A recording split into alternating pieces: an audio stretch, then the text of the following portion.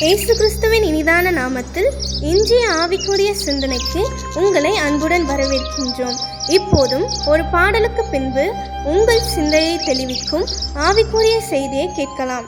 தந்திரவான் கடியின் சிறை மீட்டு எந்தை மகிழ்கின்ற நன்பு பாராட்டு. தந்திரவான் கடியின் சிறை மீட்டு எந்தை மகிழ்கின்ற நன்பு பாராட்டு. கிருபை புரிந்தெனையாள் நீ பரனே, கிருபை புரிந்தெனையாள் நீதம், கிருபை புரிந்தெனையாள் நீ பரனே, கிருபை புரிந்தெனையாள். ஆண்டவர் இரட்சகருமாக இயேசுவின் இனிதான நாமத்தினால் இந்த ஜூலை மாதத்தில் உங்களை வாழ்த்துவதில் மிகுந்த சந்தோஷம் அடைகிறேன். கடந்த 6 மாதங்கள் கர்த்தர் கிருபையாய் பாதுகாத்து இந்த புதிய மாதத்தில் நம்மை காணும்படியான பாக்கியத்தை கொடுத்திருக்கிறார். எத்தனையோ பேர் கிடைக்காத ஒரு பெரிய சிலாக்கியம். எங்கு பார்த்தாலும் பதட்டங்களும் நம்பிக்கை இல்லாத சூழ்நிலையும் போராட்டங்களும் நிறைந்த இந்த நாட்களிலே கர்த்தர் தமது கிருபை நிமித்தமாக அனுதினமும் நம்மை நடத்தி வருகிறார். இந்த மாதத்திலும் இந்த நாளிலும் கூட வேதத்திலிருந்து ஒரு வசனத்தை வாசித்து தியானித்து நாம் ஜெபிப்போம். கர்த்தர் நிச்சயமாகவே இந்த மாதத்தை நமக்கு ஆசீர்வாதமாய் மாற்றிக் கொடுப்பார்.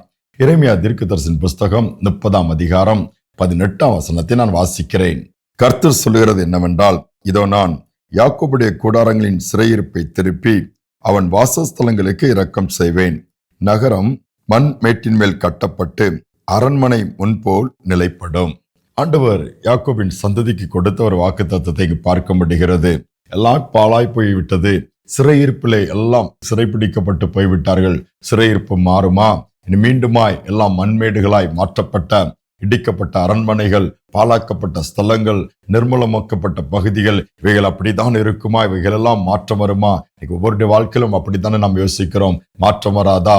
எத்தனை நாட்கள் ஏமாந்து கொண்டிருப்பது, எத்தனை நாட்கள் இதை தரித்திரத்தில் இருப்பது, எத்தனை நாட்கள் படுத்த படுக்கையா இருப்பது, என்னுடைய வியாதி மாறாதா, என்னுடைய பலவீனம் மாறாதா, எனக்கு ஒரு அற்புதம் நடக்காதா, அல்லது என்னுடைய பணியில உயர்வு கிடைக்காதா, நிரந்தரமாகாதா, அல்லது என் தொழில் மீண்டுமாய் தூக்கி நிறுத்தப்படாதா, அல்லது நன்மை உண்டாகாதா என்று பல விதத்திலே பல காரியங்களுக்கு காத்திருக்கலாம், புலம்பிக் கொண்டிருக்கலாம். இந்த நெருக்கம் பிடிக்காமல் ஒரு விசாலத்தை கர்த்தர் கட்டளையிட மாட்டாரா? எத்தனை நாட்கள் இந்த அடிமைத்தனம், எத்தனை நாட்கள் இந்த நிந்தனை, எத்தனை நாட்கள் இந்த பாடுகள், வேதனை, பல காரியங்களை சொல்லிக்கொண்டே போகலாம். இனி வாழ்வு எனக்கென்று ஒன்றுமே இல்லை என்று சொல்லி இருக்கிறீர்களா? யோசேப்புடைய வாழ்க்கையும் அப்படித்தான் இருந்தது.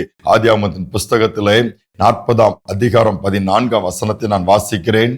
இதுதான் அதன் அர்த்தம் என்று சொன்னதும் அன்றி, நீ வாழ்வடைந்திருக்கும் போது என்னை நினைத்து என் மேல் தயவு வைத்து என் காரியத்தை பார்வோனுக்கு அறிவித்து இந்த இடத்திலிருந்து என்னை விடுதலையாக்க வேண்டும் என்று சொல்லுகிறார். பாருங்கள், சிறைச்சாலையிலே யோசேப்பு இருக்கிறான். ஒரு கைதியை சந்திக்க நேரிடும் பொழுது அவனுடைய சொப்பனம் கண்டு அவன் பயத்தோடு திகிலோடு இருக்கும்போது அதற்கான அர்த்தத்தை யோசிப்பு சொல்லுகிறான். அதோடு மட்டுமல்ல, நீ மீண்டுமாய் உயர்த்தப்படுவாய், நீ ராஜாவினுடைய பானபாத்திரக்காரனாய் இருந்து என்று சிறையிருப்புக்கு வந்திருக்கிறார். மீண்டுமாய் ராஜா அந்த இடத்துல உன்னை உயர்த்தும் போது என்னை நினைத்துக்கொள். இந்த இடத்துல இனிமேல் எனக்கு இருக்க முடியவில்லை, எனக்கு இந்த இடம் பிடிக்கவில்லை, நான் எந்த தவறு செய்யவில்லை, சிறையிருப்பில் நான் இருக்கிறேன், பல ஆண்டுகளா இருக்கிறேன், ராஜாவிடம் சொல் எனக்கு சிறையிருப்பை மாற்று என்று சொல்லி ஒரு விண்ணப்பத்தை வைக்கிறான். ஆனால் அந்த பானபாத்திரக்காரன் மறந்து போனான். வேதம் சொல்லுகிறது, மனிதனால் ஒரு சிறையிருப்பிலிருந்து இன்னொரு மனிதனை மீட்கவோ அல்லது மாற்றவோ முடியாது. கர்த்தர் ஒருவரால் முடியும். ஒருவேளை எல்லா விதத்திலும் முயற்சி எடுத்து தோற்று போயிருக்கலாம், நம்பிக்கற்று போயிருக்கலாம். இந்த மாதம் கர்த்தர் நம்முடைய சிறையிருப்பை மாற்றுகிற மாதம். என்ன செய்வதென்றே தெரியாமல் புலம்பி படுத்த படுக்கையா வேதனையோடு முடங்கி போய் கடற்கிற உங்கள் வாழ்க்கையை மீண்டுமாய் பட்டுப்போன பகுதியை துளிர் விடுகிற மாதமாய் கர்த்தர் மாற்றி கொடுக்க போகிறார். தாழ்த்தி ஆண்டவர் கையில மட்டும் கொடுங்கள். ஒரு நாள் வந்தது, யோசேப்பு உயர்த்தப்பட்டான். ராஜாவுக்கு சொப்பனம் வந்தது. கர்த்தர் எவ்வளவு அழகாய் நடத்துகிறார் பாருங்கள். இந்த சொப்பனத்திற்கு அர்த்தத்தை சொல்ல யாருமே இல்லை. அப்பொழுதுதான் பானபாத்திரக்காரனுக்கு ஞாபகம் வந்தது, சிறைச்சாலையில் ஒரு வாலிபன் இருக்கிறான் என்று சொல்லி கொண்டு வரப்பட்டான். யோசேப்புக்கு 30 வயது. ராஜாவுக்கு சொப்பனத்தின் அர்த்தத்தை சொன்னான். நடந்தது என்ன? ராஜாவின் அருகிலே சிங்காசனத்தில் இருக்கும்படியாய் உயர்த்தப்பட்டான்.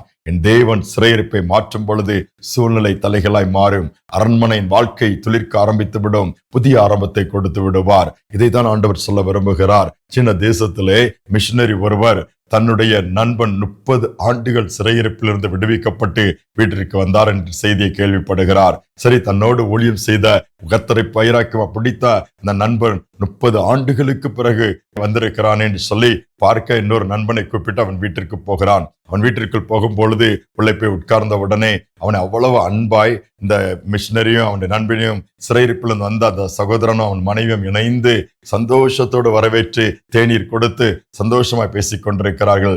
அதோடு மட்டுமல்ல, இவ்வளவு சந்தோஷமாய் இவ்வளவு நல்லா இருக்கிறேன்னு சொல்லி கேட்கும் பொழுது சிறையிருப்பு வாழ்க்கை எப்படி இருந்ததெல்லாம் விசாரிக்கும் போது அவர் சொன்னார், நேற்று தான் எனக்கு திருமணம் நடந்தது, எனக்கு வயது இப்பொழுது 60 வயது, நேற்று தான் திருமணம் நடந்தது. என்னாச்சுன்னு சொல்லி கேட்கும் போது அவர் தன்னுடைய சூழ்நிலை சொல்லுகிறார். 30 வயது இருக்கும் பொழுது உனக்குத்தான் தெரியுமே, ஊழியம் செய்து கொண்டிருந்தேன். வேதாகம கல்லூரியில் படித்துக் கொண்டிருக்கும் பொழுது ஆண்டவரை பற்றி பிரசங்கிக்க கூடாது என்கிற சட்டம் என்னை கைது பண்ணி சிறைச்சாலையில் போட்டு 30 ஆண்டுகள் ஆகிவிட்டது.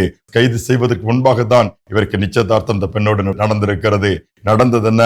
அங்கு சிறைச்சாலையில் இருக்கும் பொழுது, இயேசுவை நீ மறுதலித்து விட்டால் உன்னை விடுதலையாக்கி விடுகிறோம், அந்த இயேசுவை குறித்து நீ பிரசங்கிக்க மாட்டேன்னு சொன்னால் உன்னை விடுதலையாக்கி விடுகிறோம், நிச்சயிக்கப்பட்ட பெண்ணோடு திருமணம் பண்ணி வாழலாமேன்னு சொல்லி அனுப்பி விடுகிறோம் சொல்லும்போது இவர் அதை ஏற்றுக்கொள்ளவில்லை.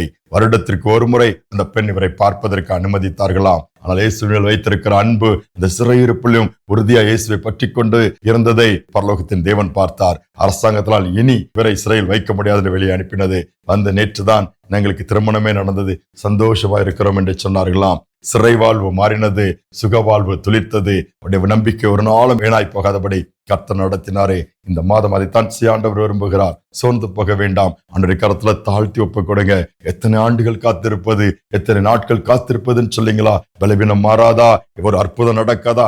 இந்த மாதத்தில் கர்த்தர் செய்வார். கண்களை மூடி ஜெபிப்போமா? எங்கள் அன்பின் பரலோக தகப்பனே, புதிய மாதத்தின் முதல் தேதியில் வந்திருக்கிறோம். வருடத்தின் பாதி நாட்கள் போய்விட்டதப்பா. பலத்த காரியங்களை எதிர்பார்த்து ஒருவேளை ஒன்றும் நடக்காமல் பலவித பாடுகள் தான் எனக்கு கிடைத்தது என்று சொல்லி ஒருவேளை யோசிக்கலாம். ஆனால் இந்த சூழ்நிலையில் அவைகள் எல்லாவற்றையும் மாற்ற வல்லவராக இருக்கிறேன். யாரெல்லாம் நெருக்கத்தில் இருக்கிறார்களோ, சிறையிருப்பில் இருக்கிறார்களோ, பாடுகளின் பாதையில் கடந்து போகிறார்களோ, பலவீனத்தின் பாதையில் இருக்கிறார்களோ, ஒரு நம்பிக்கை உண்டாகும்படி ஒரு அற்புதம் நடக்காதான்னு சொல்லி ஏங்குகிறார்களோ, இந்த மாதத்தில் பரலோகத்தின் தேவன் சிறையிருப்பை மாற்றுவேன் சொல்லியிருக்கிறீரே.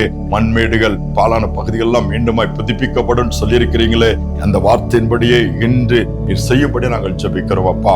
அற்புதங்கள் நடக்கட்டும், மகிமையான காரியங்களை நீர் செய்வீராக. இந்த மாதம் ஒவ்வொருவருக்கும் சிறையிருப்பிலிருந்து விடுதலை பெறுகிற, சிறை வாழ்வு மறைகிற, சீர்வாழ்வு துளிர்க்கிற ஒரு மாதமாய் மாற்றிக் கொடுப்பீராக. பெரிய காரியங்களை செய்யும். தாழ்த்தி ஒப்புக் கொடுக்கிறேன். துதிகனமை மேலா ஏற்றுக்கொள்ளும் இயேசுவின் நாமத்தில் பிதாவே, ஆமேன், ஆமேன். எதை குறித்தும் கவலைப்பட வேண்டாம். கடந்த 6 மாதங்களை நடத்தின தேவன் இந்த மாதம் நடத்த மாட்டாரா? நிச்சயமாகவே நடத்துவார். இந்த மாதத்திலே சிறை வாழ்வு மறைந்துவிடும், சீர்வாழ்வு மலர்ந்துவிடும். சீயோனின் மகிமை திரும்பவும் நம்மிடத்தில் திரும்பும். இந்த நம்பிக்கையோடு இந்த மாதத்தை தொடங்குவோம். கர்த்தர் நிச்சயமாகவே நம்மை ஆசீர்வதிப்பார். ஆமேன். ஆதி நிலை எதுவோமே, ஆசி திரும்ப பெறுவோமே. ஆழான மண்மேடுகள் யாவும் மாறாளும் வேந்தன் மனையாகும். சிறை வாழ்வும் மறையும், சீர்வாழ்வும் மலரும், சீயோனின் மகிமை திரும்பும். சிறை வாழ்வும் மறையும், சீர்வாழ்வும் மலரும், சீயோனின் மகிமை திரும்பும்.